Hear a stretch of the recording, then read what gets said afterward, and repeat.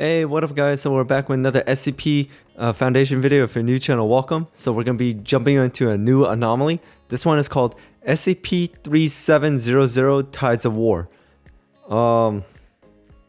Judging by some of the images that I found for my wallpaper, I mean you guys are seeing it right now in the editing, because I always put like a wallpaper that is similar to what I'm going to be watching. And by the looks of it, it looks like two giant sea monsters or something.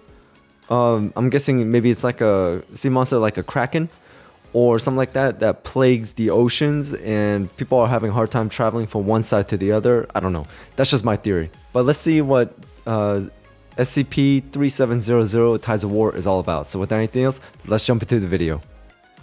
Two massive creatures are locked in a fight to the death in the middle of the sea. They're fighting each other. Destroyers, cruisers, and battleships fire special weapons and harpoons at one of the creatures, attempting to help turn the tide in favor of one. But they appear to have almost no effect on the gigantic monster. Hi, I'm Dr. Bob, and this is SCP-3700, By the way, also shout known out as goes to Dr. the Bob. Tides of War. SCP-3700 is what the SCP Foundation has labeled an 800-kilometer circular area in the North Sea, located southeast of Iceland and north of the United Kingdom. The circle contains the Faroe, Orkney, and Shetland Islands.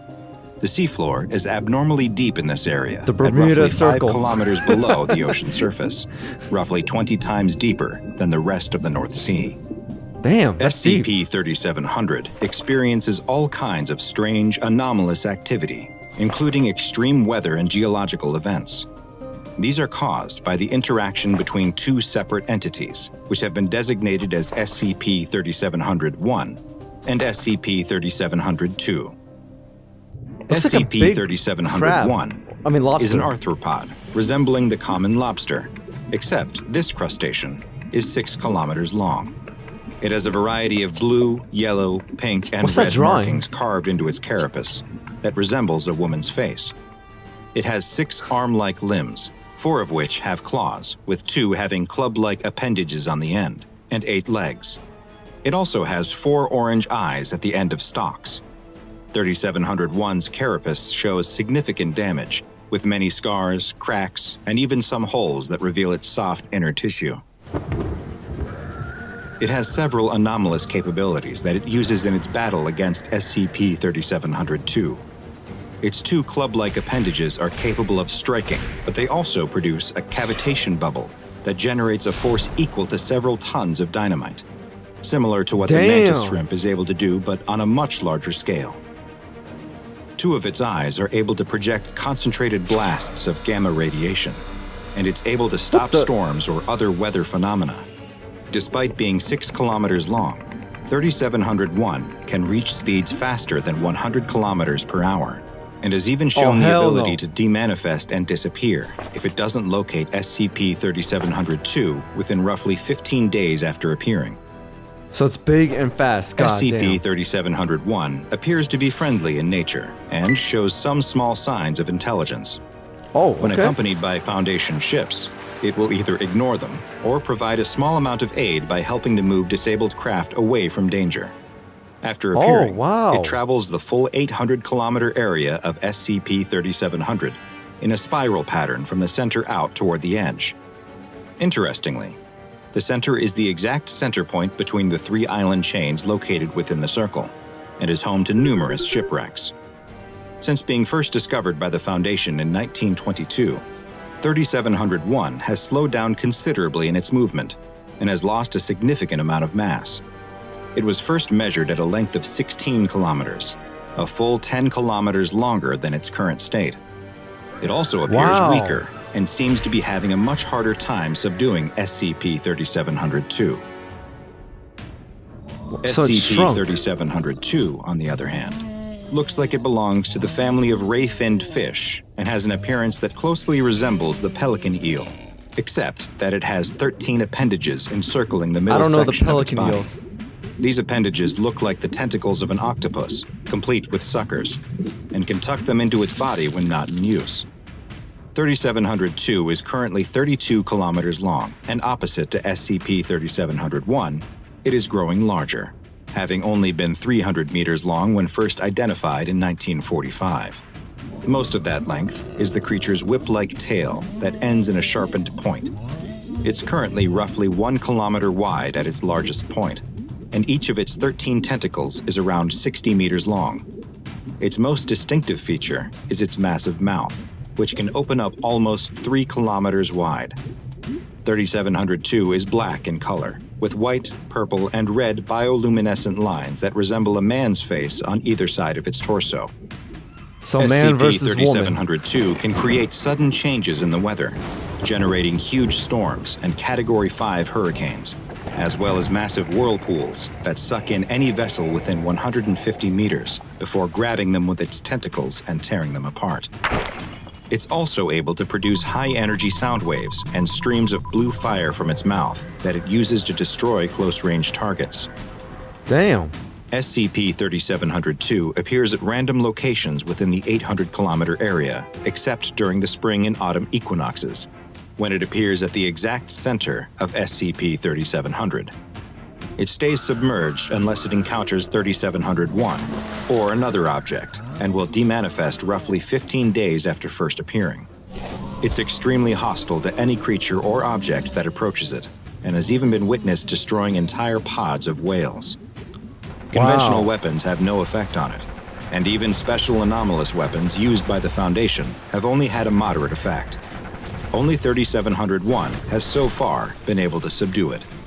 When SCP-3701 and 3702 do meet each other, they will engage in a prolonged fight, with each attempting to temporarily kill or subdue the other.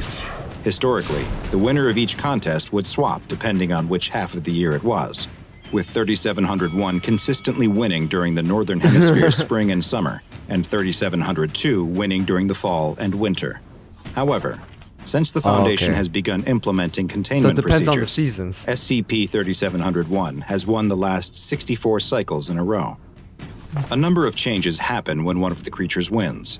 When 3701 is successful, major storms in the area immediately cease, crop yields double, and local oceanic life increases their reproductive rates by a factor of 3.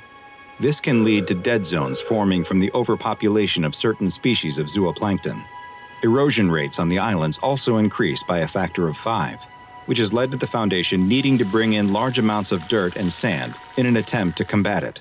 When SCP-3702 wins and subdues or kills 3701, the weather becomes very dangerous, with powerful hurricanes and rapid temperature changes that can range from below 0 to over 28 degrees Celsius, capable of causing massive damage to buildings and huge losses of life. Travel by sea becomes extremely difficult due to huge waves and storm surges, making it difficult for supplies to reach the islands. Ocean food sources are driven from the area, and crop yields are reduced. Following its victory, 3702 does not demanifest, and instead continues to patrol the area and attack vessels, and will even approach the islands themselves. Foundation Naval Task Force Delta 7, nicknamed Northern Storm, is tasked with locating and assisting SCP-3701 in its struggle against 3702.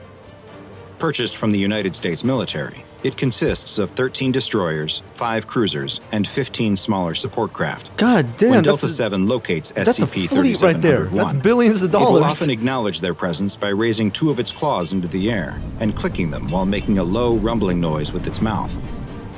Delta 7 then accompanies SCP-3701 as it patrols its 800-kilometer area for 3702.